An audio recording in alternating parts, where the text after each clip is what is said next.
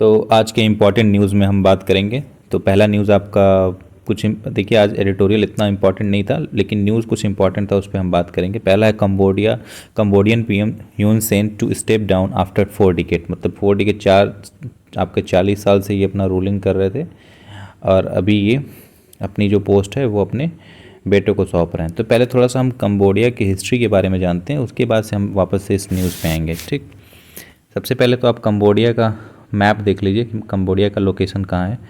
तो कंबोडिया आपको यहाँ पे दिख रहा है, ये रहा आपका कंबोडिया, ये वाला पोर्शन। ठीक है, तो ये कंबोडिया आपका ये हो गया। कंबोडिया थाईलैंड से बॉर्डर लगा रहा है और ऊपर लाओस से लगा रहा है, फिर वियतनाम से लगा रहा है, और ये आपका इंडियन ओशन वाला जो पार्ट है ये भी यहाँ पे है, प्लस ये स्पार्टले आइलैंड यहाँ पे जो आइलैंड है उसके बारे में जान लीजिए। ये स्पार्टले आइलैंड, ये पैरासिल आइलैंड, ये दोनों पे क्लेम करता है जो साउथ चाइना सी जो चाइना का है। तो ये एक्चुअली में ये स्पार्टले आइलैंड और ये पैरासिल आइलैंड, ये अगर उनक्लोज की बात करें, ये उनक्लोज आपका सी के लिए जो रूल्स बनाता है, उनक्लोज जो बाउंड्री डिसाइड करता है, जिसमें क्या होता है कि 200 नॉटिकल माइल आपका जो आपका इकोनॉमिकल जोन होता है। और ये तो इस वजह से आपका क्या हुआ कि ये स्पार्टले आइलैंड जो है ये क्लेम करता है चाइना इलीगल तरीके से। उनक्लोज के हिसाब से तो ये चाइना का नहीं है, बट फिर भी चाइना इस पर क्लेम करता है। तो ये दो एरिया भी आप इसमें याद रखिएगा। ठीक है, बाकी तो कंबोडिया का लोकेशन आप देख लीजिए। इस पर बात करते हैं, तो कंबोडिया की पॉलिटिक्स पे बात करते हैं। तो कैसे स्टार्ट हुआ था ये? Politics of Cambodia are defined with in the framework of a constitutional monarchy, मतलब वहाँ पे मोनार्की चलती है। मोनार्की कैसी? जैसे जैसे ब्रिटेन में मोनार्की चलती है। मोनार्की का मतलब ये होता है कि जहाँ पे वहाँ हेड ऑफ द स्टेट होगा। जैसे अपने यहाँ पे हेड ऑफ द स्टेट कौन है? प्रेसिडेंट है हेड ऑफ द स्टेट, और हेड ऑफ द गवर्नमेंट कौन होता है? प्राइम मिनिस्टर होते हैं। ठीक है, तो अपने यहाँ पे रिपब्लिक चलता है। ठीक है, ये इसको रिपब्लिक बोलते हैं क्योंकि हमारे यहाँ पे जो हेड ऑफ द स्टेट है वो प्रेसिडेंट है जो चुने जाते हैं। लेकिन जो मोनार्की में क्या होता है कि जो हेड ऑफ द स्टेट होता है वो आपका हेरिडेटरी होता है, मतलब कि वो चुना नहीं जाएगा, वो वहीं से मतलब कोई किंग होगा, या मतलब राजा से वहाँ ब्रिटेन में क्वीन विक्टोरिया थी, तो ये सब जो पोस्ट होता है वो लोग वो करते हैं, और वो हेरिडेटरी चलता था, मतलब एक के बाद उन्हीं के रेन का, मतलब उन्हीं के लीनेज का कोई बनेगा, उनके ही घर का कोई बनेगा। ये चीज़ें हेरिडेटरी होती हैं, पीढ़ी दर पीढ़ी चलती रहती हैं, ये मोनार्की होती है। तो ठीक है, उसमें है कि in which the king serve as the head of the state. तो वही बात हुआ कि जो हेड ऑफ द स्टेट होगा वो किंग होगा, and the prime minister is the head of the government. तो हेड ऑफ द गवर्नमेंट तो प्राइम मिनिस्टर ही होगा जैसे इंडिया में चलता है, लेकिन हेड ऑफ द स्टेट जो होगा हमारे यहाँ प्रेसिडेंट होता है, और मोनार्की वाले में जो होता है वो वहाँ पे किंग होता है। ठीक है, द कोलैप्स ऑफ कम्युनिज्म। अब कम्युनिज्म क्या है? आपको पता है कि ये सोशलिस्ट कम्युनिस्ट का दावा कौन करता है? चाइना करता है।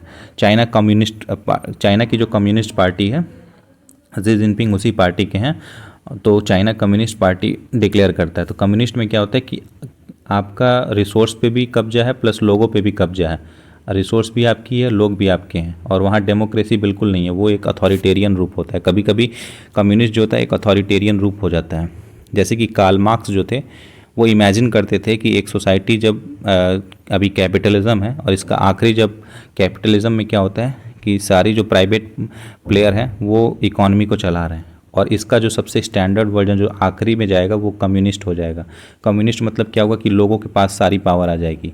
लोग मतलब जो जो एक्चुअली में जो वेलफेयर का काम करेगा, रिसोर्स, और जो रिसोर्स होगा उस कंट्री का, और जो लोग होंगे वो पूरा गवर्नमेंट ही होल्ड करेगा, मतलब। ठीक है, तो ये चीज़ तो मिल के खाने वाला चीज़, मिल के बांट के खाएंगे वो वाला चीज़, कोई किसी पे रूल नहीं करेगा, ऐसा चीज़ है। लेकिन चाइना की कम्युनिस्ट पार्टी तो अलग ही है, वहाँ तो डेमोक्रेसी तो बिल्कुल नहीं है। वहाँ पर तो आप किसी के पास राइट ही नहीं है, कोई वोट भी नहीं कर सकता, कोई गवर्नमेंट के खिलाफ बोल भी नहीं सकता। तो ये सब चीज़ें चलती हैं।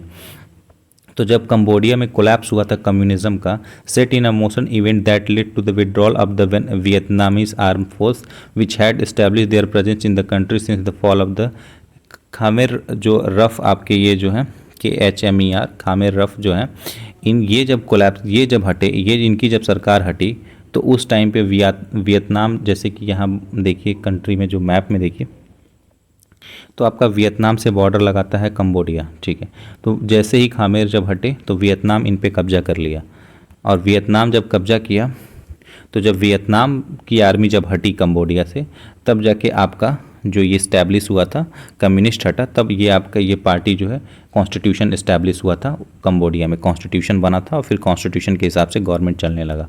ठीक है, तो अभी कॉन्स्टिट्यूशन के हिसाब से ही वहाँ गवर्नमेंट चलता है। तो जब 1993 में कॉन्स्टिट्यूशन अडॉप्ट हुआ, तो कैसे अडॉप्ट हुआ, जैसे जब वियतनामीज आर्मी छोड़ी कंबोडिया को 1991 में, उस टाइम पे पेरिस पीस एग्रीमेंट साइन हुआ था।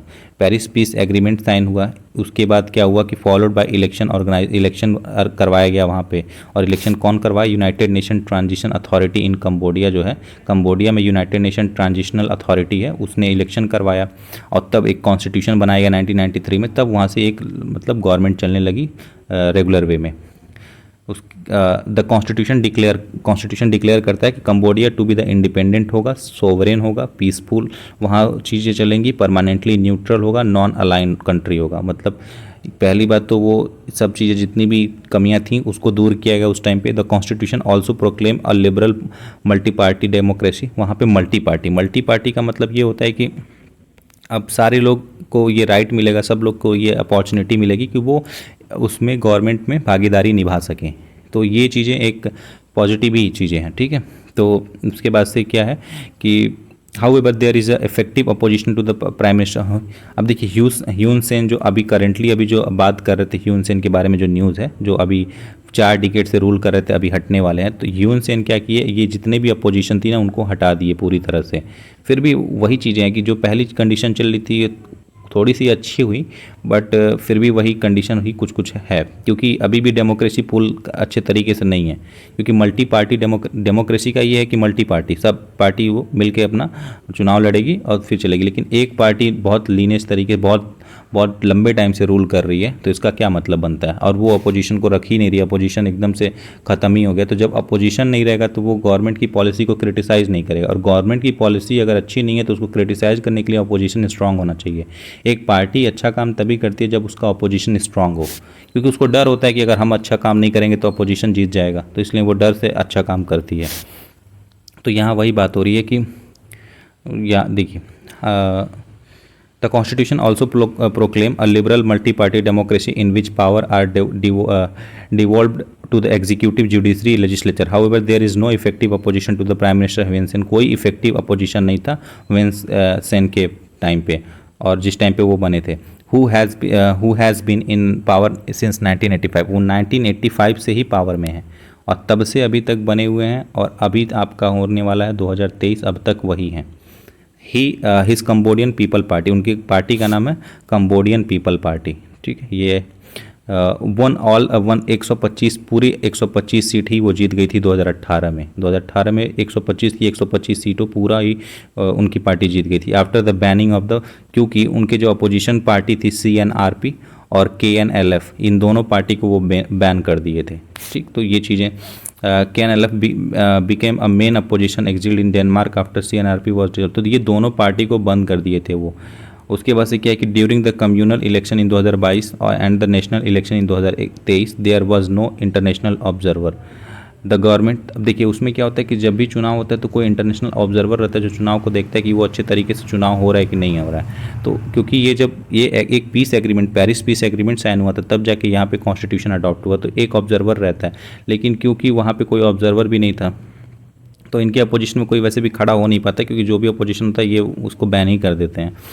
तो 2022 में national election in 2023 there was no international observer, the government is considered to be autocratic. तो अब गवर्नमेंट को एक ऑटोक्रेटिक ही बोला जाएगा, क्योंकि अपोजिशन में किसी को रहने ही नहीं दे रहा, अपना ही डिक्टेटरशिप जमा रहा है। तो जब एक आदमी पूरे कंट्री को रूल करने लगे और वो किसी और को कुछ अपॉर्चुनिटी ना दे, तो फिर वो ऑटोक्रेटिक का ही फॉर्म ले लेता है। वो ऑटोक्रेटिक होता है, वो डेमोक्रेसी खत्म हो जाती है पूरी तरह से। तो कोई मीन नहीं रह गया 1993 के कॉन्स्टिट्यूशन का।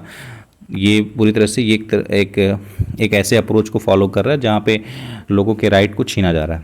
एग्जीक्यूटिव पावर, अब ये बात हो गई लेजिस्लेटिव की। फिर executive power exercise by the royal government on behalf of and with the consent of the monarch. The government is constituted to the council of minister headed by the prime minister. ये तो normal वही चीज़ें चल रहा है, तो आप थोड़ा बहुत तो आइडिया लग गया होगा कि वहाँ पे क्या कंडीशन है। ठीक है, अगर यहाँ से नहीं है तो एक बार और यहाँ बात कर लेते हैं। मल्टी पार्टी डेमोक्रेसी तो बात करता है, और कॉन्स्टिट्यूशनल मोनार्की है वहाँ पे। गवर्नमेंट टाइप आपको थोड़ा सा पता होना चाहिए वहाँ की। और यहाँ पे क्या है, अब एग्जीक्यूटिव की बात कर लेते हैं और जुडिशरी कैसी है और लेजिस्लेटिव कैसी है। तो एग्जीक्यूटिव में क्या है कि द जो किंग होता है वहाँ का, बोले ना मोनार्की चलती है तो किंग होता है वहाँ पे। तो किंग अपॉइंट करता है प्राइम मिनिस्टर, जैसे हमारे यहाँ पे प्रेसिडेंट ही अपॉइंट करता है प्राइम मिनिस्टर को और काउंसिल ऑफ मिनिस्टर को। प्राइम मिनिस्टर को तो ऐसे ही अपॉइंट करता है, उसके बाद से काउंसिल ऑफ मिनिस्टर को तो प्राइम मिनिस्टर के सलाह पे वो करता है। तो जो किंग है वो अपॉइंट करेगा प्राइम मिनिस्टर को फ्रॉम असेंबली, जो असेंबली में जीत के गए होंगे। तो वहाँ से 125 लोगों की असेंबली है, उसमें से जो जीत के गया होगा तो वो जो मेजॉरिटी साबित किया होगा उसी में से एक प्राइम मिनिस्टर अपॉइंट करेगा king. And also responsible to the upholding the sovereignty, he is the supreme commander of the arm force. हमारे यहाँ पे भी प्रेसिडेंट जो होता है सुप्रीम कमांडर होता है, तो ही is the supreme commander of the arm forces the prime minister. लेकिन यहाँ वहाँ पे क्या है कि वो हमारे यहाँ पे सुप्रीम कमांडर कौन है, वो प्रेसिडेंट को बोला जाता है, लेकिन वहाँ प्राइम मिनिस्टर जो होता है वो सुप्रीम कमांडर होता है। The prime minister is the head of the government, appoint cabinet member. तो कैबिनेट मेंबर को वहाँ पे प्राइम मिनिस्टर अपॉइंट करता है, लेकिन हमारे यहाँ पे प्रेसिडेंट अपॉइंट करता है प्राइम मिनिस्टर से पूछ के, उनसे सलाह लेके। लेकिन वहाँ पे कंबोडिया में जो होता है वो प्राइम मिनिस्टर ही अपॉइंट करता है अपने कैबिनेट को, cabinet member and the leading the government. ठीक है। इलेक्शन प्रोसेस में क्या होता है, किंग जो है is hereditary, the prime minister is voted on the assembly. तो किंग का पावर हेरिडेटरी है और प्राइम मिनिस्टर जो है उसका टाइम जो होता है 5 साल का होता है, हमारे यहाँ भी 5 साल का ही होता है। जुडिशरी का क्या है, जुडिशरी जो है, अब judiciary of both court are appointed by the monarchy appoint कर। हमारे यहाँ पे भी जुडिशरी जो है उसको कौन अपॉइंट करता है, कोलेजियम द्वारा होता है, लेकिन अपॉइंट तो प्रेसिडेंट ही करता है। तो वहाँ पे भी यही है, मोनार्की करता है, किंग करता है। Supreme court no term limit, कोई टर्म लिमिट नहीं है। जजेस are appointed to for 9 years terms with 1/3 of the court renewed every 3 साल में 1/3 जो होते हैं वो रिन्यू होते रहते हैं। ठीक है। उसके बाद से क्या है, लेजिस्लेचर जो है क्रिएट लॉ क्रिएट करता है लेजिस्लेचर। 6 साल का सेनेट आपका राज्यसभा जैसा है, सीनेट राज्यसभा है और नेशनल असेंबली जैसे हमारे यहाँ पे लोकसभा है। तो लोकसभा हमारे यहाँ पे भी 5 साल है, हमारे यहाँ पे भी राज्यसभा में 6 साल का है। तो वहाँ पे भी सीनेट जो है वो राज्यसभा जैसा है, वो 6 साल का है, और जो नेशनल असेंबली जो है लोकसभा टाइप का वो आपका 5 साल का है। तो ये वहाँ पर चीज़ें चलती हैं। ठीक, मुझे लगता है कि ये आपको इतना तो आइडिया लग गया होगा। बाकी अब यहाँ न्यूज़ की बात करते हैं, तो न्यूज़ देखिए पूरा वही सिनारियो था, वही चीज़ें बताएगा। बाकी यहाँ पे बस थोड़ा सा न्यूज़ यही है कि कंबोडिया के जो प्राइम मिनिस्टर हैं यून सेन, वो 4 डिकेड बाद मतलब 40 साल बाद अपने बेटे को अब वो गद्दी छोड़ के अपने बेटे को गद्दी पे बिठाने जा रहे हैं। तो ये चीज़ें न्यूज़ में हैं, अपने पोस्ट से वो रिज़ाइन दे रहे हैं, और इनका जो बेटा है वो कमांडर है, वो 2 स्टार 3 स्टार वाला, तो फिर वो उसको बिठाएंगे गद्दी पे। इसके पहले जो गवर्नमेंट थी, इसके पहले यही इन्हीं की गवर्नमेंट थी, लेकिन वो 84.6% वोट गेन की थी। और बताया जा रहा है कि अपोजिशन में कोई दबदबा था ही नहीं, क्योंकि अपोजिशन को तो ये बैन ही कर चुके थे। इसी चीज़ को कंडेम किया था यूनाइटेड स्टेट और यूरोपियन यूनियन की, यहाँ पे डेमोक्रेसी का हनन हो रहा है और ऑटोक्रेटिक इस्टेब्लिश हो रही है। ठीक है, तो ये पूरा न्यूज़ था। अगला न्यूज़ हम बात करेंगे, नेक्स्ट न्यूज़ आपका है मैनुअल स्कवेंजर के बारे में। मैनुअल स्कवेंजिंग पहले हम पढ़ लेते हैं, उसके बाद से देखते हैं न्यूज़ क्या है, मैनुअल स्कवेंजिंग होता क्या है। तो मैनुअल स्कवेंजिंग क्या है, a practice of removing human excreta by hand from the severe और सेप्टिक टैंक। सेप्टिक टैंक क्या है, जो जहाँ पे जैसे आप अपने घर से कोई भी वेस्ट जा रहा है, इवन वो वॉशरूम का हो या फिर कहीं का भी हो वेस्ट, या फिर अपने घर पे किचन से वो निकल रहा, सारे वेस्ट जो होते हैं बह के वो कहीं सेप्टिक टैंक में, मतलब वो कहीं भी नाले वाले में जाएंगे। तो जब वो जाम लग जाता है नाला, जब वो कोई फ्लो का रास्ता नहीं होता, तो फिर वो मैनुअल स्कैवेंजर जो होते हैं उस चीज़ को सफाई करते हैं। तो सोचिए ह्यूमन एक्सक्रीटा, जो वेस्ट, जो ह्यूमन का जो वेस्ट होता है उसको वो साफ़ करते हैं। तो ये कितना, मतलब आज के टाइम पे भी इतनी टेक्नोलॉजी डेवलप होने के बाद भी आज भी कोई ऐसा इंसान है जो मतलब दूसरे इंसान का मतलब वेस्ट उसको सफाई कर रहा है अपने हाथों से। तो ये कितनी, अब आप इमेज ही देखेंगे, ये देखिए इमेज, इससे आपको पता चल, ये देखिए इमेज देख के आपको लग जाएगा कि कितनी मतलब ऐसा मतलब पैसों के लिए ये सब काम करना पड़ रहा है। तो ये क्या होता है, एक फेलियर ही दिखाता है गवर्नमेंट का कि वो इस चीज़ पे भी काम नहीं कर रहा है।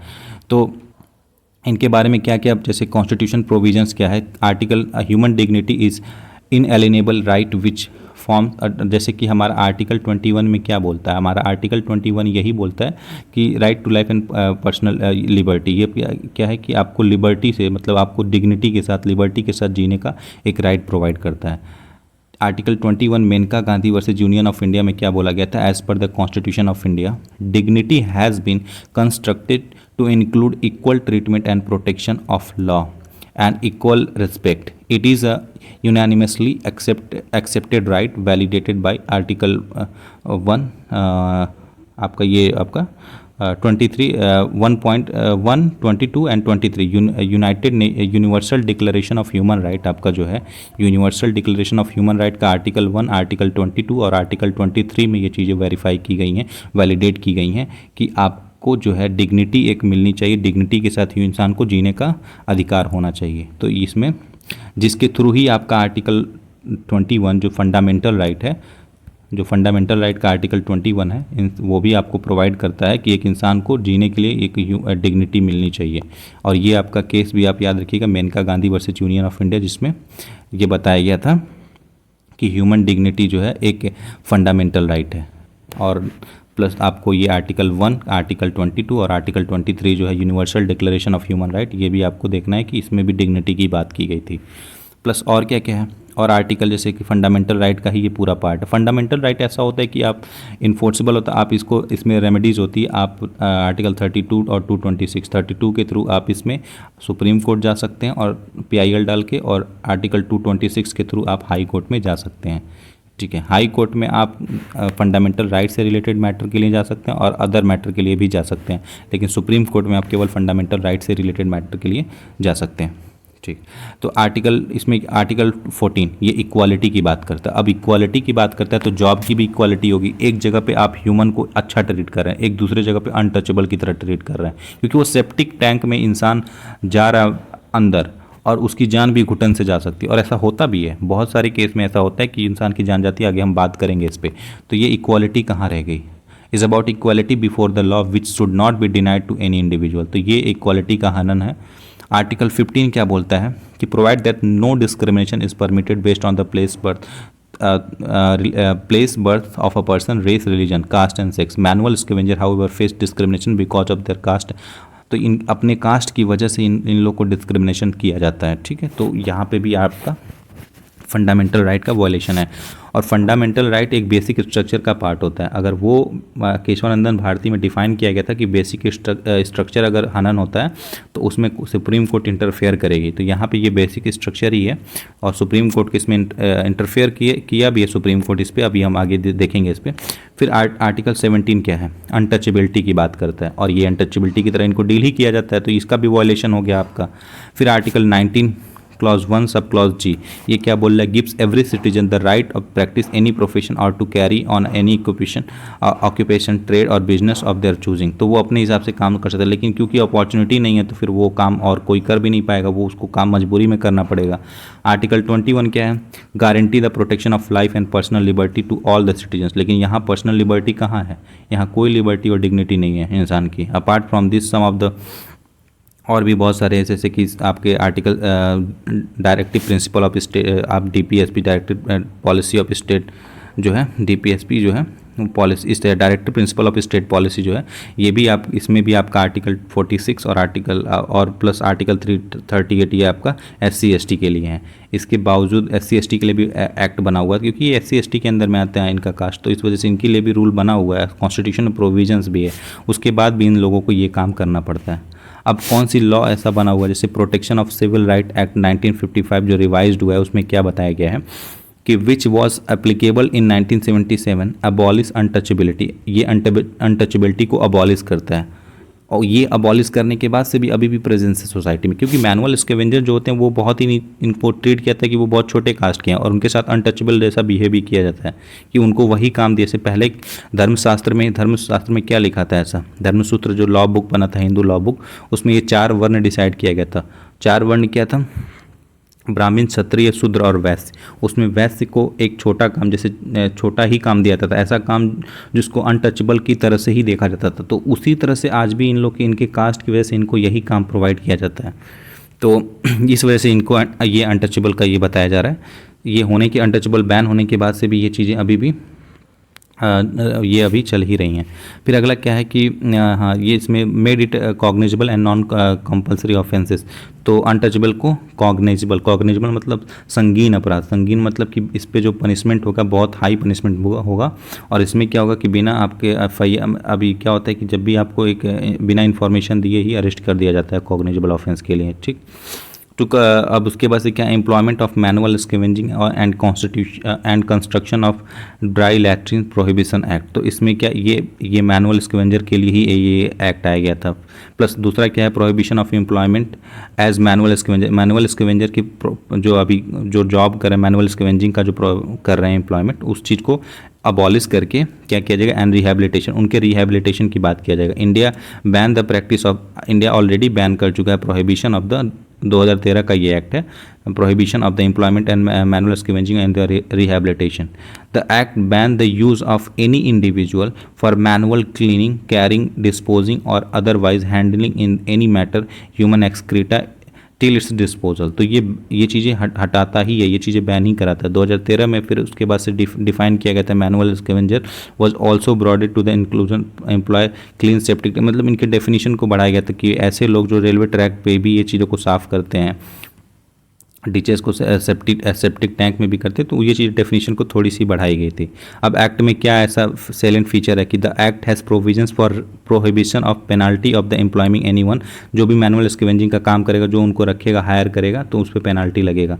प्लस दूसरा क्या है कि the state has also provide them, training उनको दिया जाएगा कि वो कैसे, मतलब इस चीज़ से उनको असिस्टेंस दिया जाएगा, उनको एक हाउस प्रोवाइड किया जाएगा, ठीक है।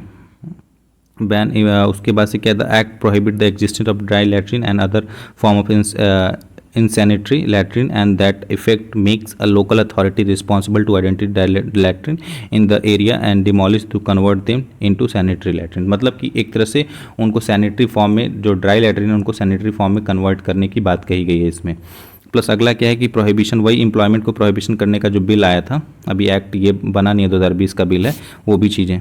फिर अगला क्या है कि अब इनको कैसे, मतलब अब रिकमेंडेशन क्या है कि ये कैसे इनके लिए सही हो सकता है, मतलब ये कंडीशन से कैसे इनको सुधारा जाएगा। तो एजुकेशन दे सकते हैं, एजुकेशन दे के हम ये चीज़ें कर सकते हैं। कैसे, education play a very important, जैसे कि इनके घर पे अगर कोई बच्चा है तो उनको एजुकेशन दे के, हम जैसे भीमराव अम्बेडकर जी बोले थे कि has said the cultivation of mind should be the ultimate aim of existence. ठीक है, अपने माइंड को कल्टीवेट करना, मतलब कि दिमाग को बढ़ाना। इनके घर में अगर कोई बच्चा है, उनको अगर एजुकेशन दिया जाएगा तो कल को बच्चा अगर वो नौकरी करता है तो ये सब चीज़ें छोड़ देगा, तो वो उसकी जो ये हेरिडेटरी फिर नहीं रह जाएगी कि हाँ वो अगर गरीब है तो उसका बच्चा भी वही काम करेगा। तो ये सब चीज़ें, धारणा जो समाज में फैली है, ये चीज़ें हट जाएंगी। ठीक है, सोशल अवेयरनेस करके, जैसे एनजीओ हो गया, नगर पालिका हो गया, हेल्थ ऑफिसर हो गए, सोशल कम्युनिटीज़ हो गए, इनके थ्रू जो है अवेयरनेस फैला के इन सब चीज़ों को बंद करवाया जा सकता है। प्लस क्या है, rehabilitation and rejuvenate of manual scavenging. ठीक है, रिहैबिलिटेशन, इनको जैसे वो जो काम कर रहे हैं उनको ऑल्टरनेटिव प्रोवाइड करवा के इनको वहाँ से बचाया जा सकता है। इन्फोर्समेंट ऑफ लॉ, जितना भी लॉ बनाएगा जिसके बारे में हम लोग इसके पहले बात की, उस लॉ का इन्फोर्स करवाना चाहिए अच्छे तरीके से। टेक्नोलॉजी मतलब कि जो भी अभी ये चीज़ें यूज़ कर रहे हैं ये, क्योंकि जब भी ये अंदर जाते हैं वो सफाई करने के लिए, तो उसमें मास्क या फिर कोई मशीन का इक्विपमेंट, कोई रोबोट का यूज़ करना चाहिए। जैसे अभी आर्टिफिशियल इंटेलिजेंस इतना सारा सब कुछ काम कर रहा है, तो उसमें एक ऐसा मशीन इंट्रोड्यूस करना चाहिए जो ये सब काम जो है वो मशीन ही कर दे, तो इंसानों को ये चीज़ें ना करना पड़े। ठीक है, अगला न्यूज़ हम बात करेंगे, transgender people can use existing quotas. Government का बोलना है कि the centre told the supreme court that transgender person can avail, अभी 50% का रिजर्वेशन, अभी 50% पे हम आएंगे, बात करते हैं पहले रिजर्वेशन के बारे में। रिजर्वेशन क्या है, इंदिरा साहनी केस जो है ये रिजर्वेशन के लिए बहुत फेमस केस है, आप इसको याद रखिएगा। ये आपको पॉलिटी में भी मिल जाएगा, पॉलिटी की सीरीज चली वहाँ से भी आप एक देख सकते हैं इसको। तो इंदिरा साहनी जजमेंट में क्या था, जब सेकेंड बैकवर्ड कमीशन बना था, जिसको कि मंडल कमीशन भी बोलते हैं, ये मंडल कमीशन बहुत फेमस है रिजर्वेशन के लिए। ये जब सेटअप हुआ था 1979 में, तब से ये मुद्दा स्टार्ट हुआ था ये चीज़। अब इसमें क्या था कि ये बात कर, ये किस लिए बना था, ये सोशली और एजुकेशनली बैकवर्ड क्लास के लिए देखने के लिए बना था। ये बात अलग है कि अभी EWS, मतलब जो अभी EWS मिलता है वो एजुकेशन, वो आपका इकोनॉमिकली बैकवर्ड को भी देखता है। लेकिन जब ये मंडल कमीशन बना था उस टाइम पे केवल के सोशली और एजुकेशन बैकवर्ड क्लास को ही देखने के लिए बना था। अब मंडल कमीशन आइडेंटिफाई किया कि 52% पॉपुलेशन ऐसा है जो सोशली और इकोनॉमिकली बैकवर्ड है, और ये रिजर्वेशन की बात किया कि 27% इस रिजर्वेशन देना चाहिए इन लोगों को, सोशली एजुकेशनली बैकवर्ड क्लास। ये बैकवर्ड क्लास के रिजर्वेशन की ही बात करने के लिए बना हुआ था, तो 27% ये रिकमेंड किया कि मिलना चाहिए। This was in addition to the previous existing to 20, मतलब ये रिवाइज करना चाहता था क्योंकि उस टाइम पे 22.5% रिजर्वेशन था फॉर SC ST के लिए, तो वो बोला कि ये एग्जिस्टिंग चीज़ को थोड़ा सा एडिशन होना चाहिए, रिवाइज इसमें 27% आपको ऐड करना चाहिए सोशली एजुकेशनली बैकवर्ड क्लास को। 1990 में क्या हुआ कि VP सिंह की गवर्नमेंट थी उस टाइम पे, और वो बोला कि हम मंडल कमीशन के रिकमेंडेशन को इम्प्लीमेंट करेंगे। लेकिन क्या हुआ कि इस रिकमेंडेशन को चैलेंज किया गया, कोर्ट में बहुत प्रोटेस्ट हुआ था उस टाइम पे और इसको चैलेंज किया गया था। फिर वो केस क्या हुआ, 9 जज बेंच के सामने रखा गया और वो वर्डिक्ट उस पर आया 6-3 का, मतलब 6 लोग इसके सपोर्ट में थे, 3 लोग इसके अपोज में थे, और उसी जजमेंट को 1992 में जो जजमेंट था उसी को इंदिरा साहनी जजमेंट बोला जाता है। ठीक है, तो ये आपका क्रोनोलॉजी था इंदिरा साहनी जजमेंट का। अब इंदिरा साहनी जजमेंट में क्या क्या हुआ था, उसमें ये हुआ था, कोर्ट बोला था कि appeal the office memorandum that essentially implemented the Mandal report. अब ये मंडल रिपोर्ट को इम्प्लीमेंट करने के लिए बात किया था, क्योंकि 6:3 का इनका रेशियो आया था, 6 लोग सपोर्ट में बात किए थे, 3 लोग अपोजिशन में बात की थी, तो 6 लोग की बातें जो है मानी गई थी, और जो 6 लोग जो बोले थे वो यही बोले थे कि इसको इम्प्लीमेंट करना चाहिए मंडल रिपोर्ट को। The executive order mandating 27% reservation backward class को देने के लिए तैयार हो गया था एग्जीक्यूटिव। ये ऐसा जुडिशरी का बोलना था और एग्जीक्यूटिव इस चीज़ पे रेडी हो गया। The reservation was made not just on the basis of caste even if the appears so. ठीक है, ये the reservation was made not just on the basis of caste even if it appears to, केवल ये cast के basis पे नहीं है, ये आपका एजुकेशन के बेसिस पे और सोशल के बेसिस पे, सोसाइटी में इनकी कंडीशन के को देख के वो चीज़ें हो रही हैं और एजुकेशन के बेसिस पे हैं। It is also made the basic objective evaluation of social and educational backwardness. तो इसका पूरा इवेलुएशन हुआ था कि ये आपका सोशल और एजुकेशनल बैकवर्ड क्लासेस को ही मिला जाता है। ठीक है, उसके बाद से क्या है, landmark judgment Indira Sawhney ruling two important president. 2 चीज़ें क्या बोला था कि first, it said that the criteria for a group to qualify for reservation is socially and educationally. आज भी ये चीज़ें हैं, इस पे EWS को क्लेम, EWS तो अभी चलेगा ही क्योंकि सुप्रीम कोर्ट का जजमेंट आया था कि ये अभी चलेगा, लेकिन इस पे बात, ये EWS क्या है, इकोनॉमिकली बैकवर्ड क्लास, क्योंकि इकोनॉमिकली बैकवर्ड नहीं, ये इकोनॉमिक का ही कंडीशन देखा जाता है जो जनरल वालों को मिलता है ना, तो यहाँ पे इकोनॉमी का एक क्राइटेरिया देखा जाता है। लेकिन इंदिरा साहनी जजमेंट में क्या बोला गया था कि सोशली बैकवर्ड क्लास को ही ये चीज़, सोशली और एजुकेशनली बैकवर्ड क्लास को ही ये चीज़ें मिलेंगी रिजर्वेशन। ठीक है, और फिर वो क्या बोला था कि जो 50% का जो लिमिट है रिजर्वेशन का वो क्रॉस नहीं होना चाहिए। क्या लिखा है, additionally the court also reiterated that the 50% limit to vertical और हॉरिजॉन्टल कोटा क्या होता है। वर्टिकल कोटा मतलब जैसे मूव हो रहा है, 7% आपका किसी को मिल रहा है, जैसे कि SC को मिल रहा है, SC ST को, फिर 27% आपको मिल रहा है, वो आपको ये 27% आपको OBC को मिल रहा है। तो ये चीज़ें क्या है, ये वर्टिकल चल रही हैं। ये 10% आपको SC को मिल रहा है, 7% आपको ST को मिल रहा है, तो ये आपका वर्टिकल चल रहा है, नीचे से ऊपर जा रहा है। हॉरिजॉन्टल क्या होता है कि इसी OBC में ही अलग अलग डिवीज़न है, किसी को कुछ मिलेगा, किसी को कुछ मिलेगा, तो ये आपका हॉरिजॉन्टल कोटा होता है। तो ये चीज़ें बात किया था कि वर्टिकल जो कोटा चलता है वो आपका 50% से क्रॉस नहीं होगा। ठीक, क्योंकि ये अर्लियर जजमेंट आ चुका था MR Balaji versus state of Mysore, उसी जजमेंट को दोबारा बताया गया था। क्या था ये, 1963 का जजमेंट था, और 1964 में भी एक जजमेंट आया था देवदर्शन वर्सेस यूनियन ऑफ इंडिया। इन दोनों जजमेंट में यही बात किया गया था कि 50% का जो कोटा है वर्टिकल कोटा वो क्रॉस नहीं करेगा, कि आप रिजर्वेशन दीजिए लेकिन आप 50% का जो कोटा है उसको क्रॉस नहीं करेंगे। मतलब आप कहीं 27% दे रहे हैं, 10% दे रहे हैं, ऐसा दे दे कि आप 50 तक पहुँच जाइए, लेकिन 50 से ऊपर क्रॉस मत करिए। लेकिन ये चीज़ें फिजिबल नहीं थी, क्योंकि तमिलनाडु में भी हम देख चुके हैं कि 69% तक रिजर्वेशन चलता है, और अभी भी EWS का जो कोटा है वो आने के बाद से 50% का जो लिमिट है वो भी क्रॉस हो चुका है। तो ये इंदिरा साहनी जजमेंट का तो अभी बहुत ज़्यादा मिसयूज़ भी हो, मतलब मिसयूज़ क्या कहेंगे कि उसके जजमेंट के बाद भी इस चीज़ों को फॉलो नहीं किया जाता है। तो ये आपका 50% का लिमिट रखा गया था। अब ये हम न्यूज़ पे आते हैं। न्यूज़ में क्या है, the centre told the supreme court that transgender person can avail themselves to any existing quota. तो अभी जो एग्जिस्टिंग 50% का जो कोटा है, तो सेंटर बोला है कि इसी 50% कोटा में जो ट्रांसजेंडर है वो भी अवेल कर सकते हैं। क्योंकि सुप्रीम कोर्ट ये चीज़ें पूछा था गवर्नमेंट से कि क्या ट्रांसजेंडर को क्या किस टाइप का बेनिफिट क्या मिल रहा है।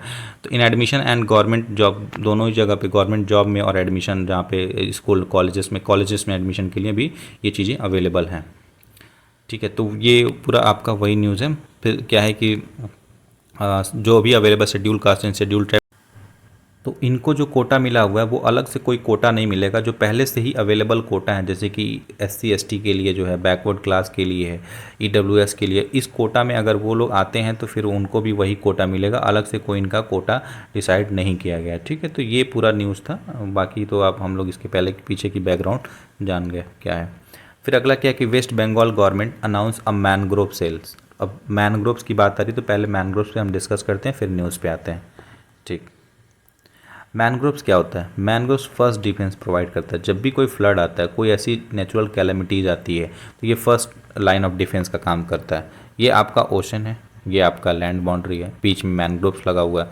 यहाँ पे अगर कोई फ्लड की कंडीशन आती है तो ये मैनग्रोव्स की जड़ें इतनी मजबूत होती हैं, इतने दूर तक जाती हैं कि ये फ्लड से प्रोटेक्ट करती हैं ये पूरे लैंड को। ठीक, अब ये प्लस नेट जीरो एमिशन, जब भी कोई जब कार्बन का एमिशन बहुत ज़्यादा हो ही रहा है। देखिए, पहले तो हम बात करेंगे as per the 2022 state of world mangroves report. जो 2022 का state of world mangroves report आया था, उसको कौन प्रिपेयर करता है? ग्लोबल मैनग्रोव्स अलायंस वो प्रिपेयर करता है। इसको आप लिख भी सकते हैं, क्योंकि वन लाइन ये जब भी मैनग्रोव्स तो क्वेश्चन बनता ही है, तो ये आप डेटा लिख के इंट्रोडक्शन स्टार्ट कर सकते हैं।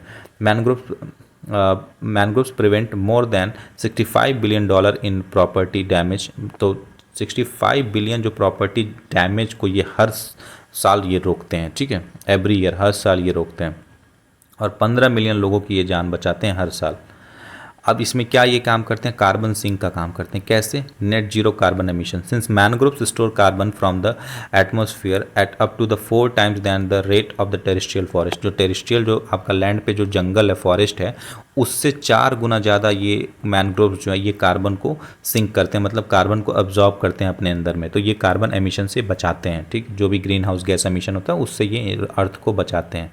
They are indispensable in achieving the goal of the net. तो इनकी वजह से हम नेट जीरो जो कार्बन एमिशन का गोल है उसको अचीव करने में मतलब अग्रसर होंगे, मतलब आगे जाएंगे। Soil carbon accumulation, dead mangroves decompose very slowly due to the water logging in the soil, making the soil carbon accumulation last for the 100 of the year. तो जब ये क्या होता है, जब कोई डेड मैनग्रोव्स होता है, जब भी वो ख़राब होता है या फिर वो उसकी जड़ें टूट जाती हैं, पेड़ टूट जाता है, तो वो जब भी सॉइल में जाता है तो बहुत धीरे धीरे वो आपका एक्यूमुलेट होता है, मतलब बहुत धीरे धीरे वाटर लॉगिंग होती है, पानी जमा होता है नीचे, तो इसलिए इनको मतलब बहुत टाइम लगता है, बहुत इनका स्लो प्रोसेस था। इस वजह से क्या करते हैं, ये बहुत 100 ईयर तक अपने अंदर कार्बन को जमा के रखते हैं। Indonesia, Brazil, Nigeria, Australia and Mexico hold 50% of total world's mangrove carbon, mainly due to the large man. क्योंकि देखिए, इंडोनेशिया हुआ, ब्राज़ील हुआ, नाइजीरिया हुआ, ऑस्ट्रेलिया हुआ, मैक्सिको हुआ, ये लोग केवल मैनग्रोव की वजह से ही 50% जो अपना कार्बन का जो एमिशन करते हैं वो बचा लेते हैं। इन कार्बन जो एमिशन करते रहते हैं और वो न्यूट्रल हो जाता है जितना भी वो करते हैं उस टाइम पे।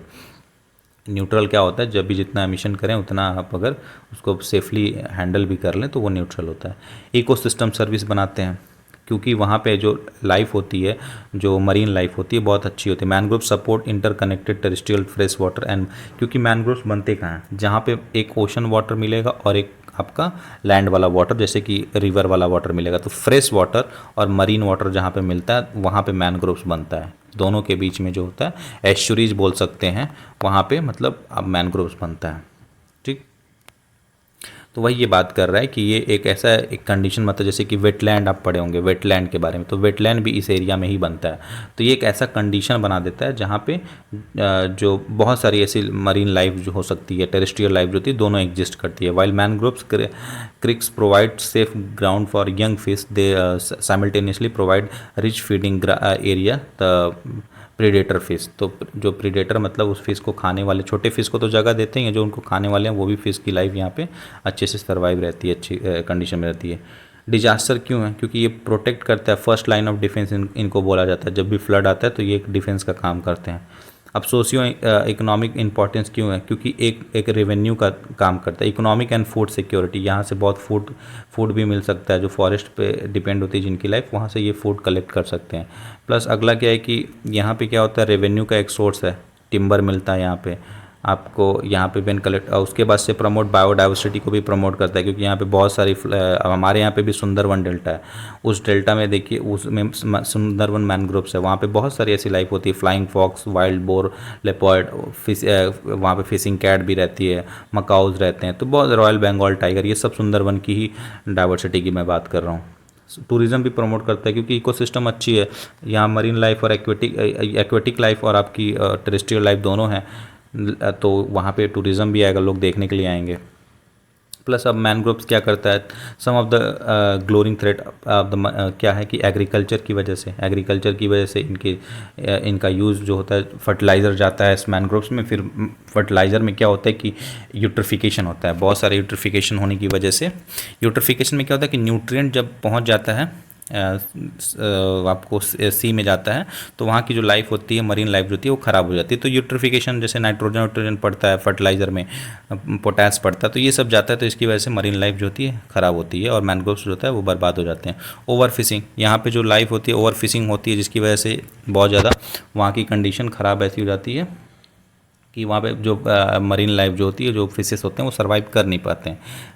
अर्बनाइजेशन की वजह से उस ज़मीन को अर्बन की तरह से यूज़ किया जाता है, तो अर्बन आएगा तो फैक्ट्री आएंगी, फैक्ट्री आएगा तो एमिशन होगा, एमिशन आएगा तो वहाँ की पता ही है कि पेड़ ओड़ को नुकसान ही पहुँचेगा, एसिड रेन होगा, एसिड रेन से भी नुकसान होता है। Change in the sedimentation rate of patterns, वही बात कर, राइजिंग सी लेवल, सी लेवल बढ़ेगा तो भी पानी बहुत ज़्यादा आएगा। इंक्रीज इन पॉल्यूशन, डिफॉरेस्टेशन, पेड़ काटने की वजह से भी वो चीज़ें होगा, क्योंकि अब इन टिम्बर में यूज़ होता है तो इस वजह से पेड़ काटा जाता है, तो इस वजह से भी दिक्कतें आती हैं। तो अलग अलग कंट्री के बात एग्जाम्पल दिया हुआ, तो आप इसको रीड कर लेंगे, इजी है, सिंपल है।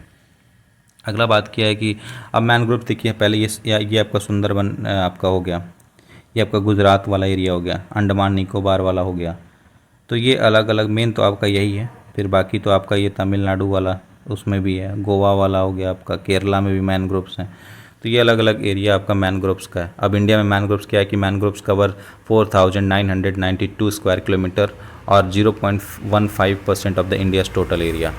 सुंदरवन जो है सबसे लार्जेस्ट, वर्ल्ड का लार्जेस्ट आपका मैनग्रोव्स इकोसिस्टम है, वेस्ट बंगाल में है। The highest percent of mangroves कहाँ पे हैं इंडिया में, वेस्ट बंगाल में है, फिर दूसरे नंबर पे गुजरात आता है, फिर अंडमान एंड निकोबार आता है। अब mangroves have the afforded protection under the category 1 coastal regulation zone जो आपका होता है, तो आपके 4 जोन होते हैं, जिसमें जोन 1 में आता है आपका ये मैनग्रोव्स जो होता है, ये जोन 1 में आता है, ठीक है। अब जितना भी जोन बढ़ेगा, जोन 2, जोन 3, जोन 4 होता है, तो जब जितना बढ़ेगा जोन 2 आपका और मरीन के अंदर जाएंगे, पानी के अंदर और अंदर जाएंगे, तो जोन 4 ऐसे आते रहेगा, ठीक। तो ये न्यूज़ हम बात किए। अगला न्यूज़ क्या है कि जैसे अभी नो कॉन्फिडेंस मोशन इंट्रोड्यूस हुआ है, अभी पास तो हुआ नहीं है, ये पार्लियामेंट में नो कॉन्फिडेंस मोशन इंट्रोड्यूस हुआ है, तो इसमें कुछ मोशन, इंपॉर्टेंट मोशन, जैसे पॉलिटी में तो ये आपका कवर हो ही जाएगा, आप वहाँ से देख भी लेंगे। तो सब्सटेंसिव मोशन, सब्स्टिट्यूट मोशन, ये एंसिलरी मोशन आपके पॉलिटी बुक में भी होगा, और पॉलिटी की सीरीज चलिए वहाँ से आप ये कवर कर सकते हैं। तो नो कॉन्फिडेंस मोशन की मैं बात बस करूँगा। This can be moved only in a Lok Sabha, केवल लोकसभा में ही इंट्रोड्यूस होगा, ये राज्यसभा में नहीं होगा, and by the opposition of the house, तो अपोजिशन जो होगा पार्टी वो इंट्रोड्यूस करेगा। It can be brought only against the council of minister and not against any individual minister, तो कोई एक मिनिस्टर के खिलाफ नहीं होगा, ये पूरे काउंसिल ऑफ मिनिस्टर के खिलाफ होगा। जैसे अभी बीजेपी गवर्नमेंट है, तो उसके किसी एक मिनिस्टर, जैसे मिनिस्टर ऑफ एजुकेशन, उन लोगों के खिलाफ नहीं होगा, पूरे काउंसिल ऑफ मिनिस्टर के खिलाफ होगा, क्योंकि उससे पूरी सरकार गिर जाती है, पूरी सरकार ख़त्म हो जाती है। अनलाइक सेंसर मोशन, क्या था censure motion and no confidence, censure motion में क्या है, किसी एक पे भी उठाया जा सकता है, तो unlike censure motion no confidence motion does not require any specific ground. तो सेंसर मोशन में आपको उठाने से पहले बताना पड़ता है कि क्या कंडीशन था, क्या क्यों आप उठा रहे, रीज़न बताना पड़ेगा, लेकिन नो कॉन्फिडेंस के लिए कोई रीज़न स्पेसिफिक बताना नहीं पड़ेगा। Once admitted in the house it takes procedure precedence cover over all the pending business of the house, ये सारे पेंडिंग जो हाउस को उसको ख़त्म कर देता है। Generally the PM answer the allegation after the member have spoken, तो पीएम इस पे बात करेंगे। इफ़ द मोशन इज, अगर मोशन अडॉप्ट हो गया तो काउंसिल ऑफ मिनिस्टर खत्म हो जाएगी, रिजाइन करना पड़ेगा, और इस मोशन को सपोर्ट करने के लिए motion need to the support of 50 member to be admitted, 50 member इसको सपोर्ट के लिए चाहिए होता है। तो ये आपका नो कॉन्फिडेंस मोशन है। अगला न्यूज़ देखिए, एक न्यूज़ है कि पेशेंट पे बहुत ज़्यादा अटैक हो रहा है। ये बताया जा रहा है कि मई 1 2023 में भी फीमेल पेशेंट पे स्लैब किया गया, अटैक किया गया। मार्च 5 का भी ये घटना है कि doctor at the Babu Jagjivan Ram memorial hospital, वहाँ पे भी पेशेंट के फैमिली मेम्बर को भी अटैक किया गया।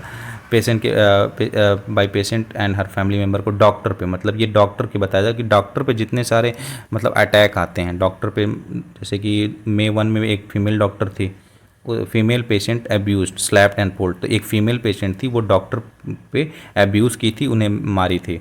और मार्च 5 का भी एक घटना है जिसमें डॉक्टर को मारा गया था फैमिली मेम्बर के द्वारा, मतलब जो पेशेंट था वो और उसकी फैमिली मेम्बर के द्वारा।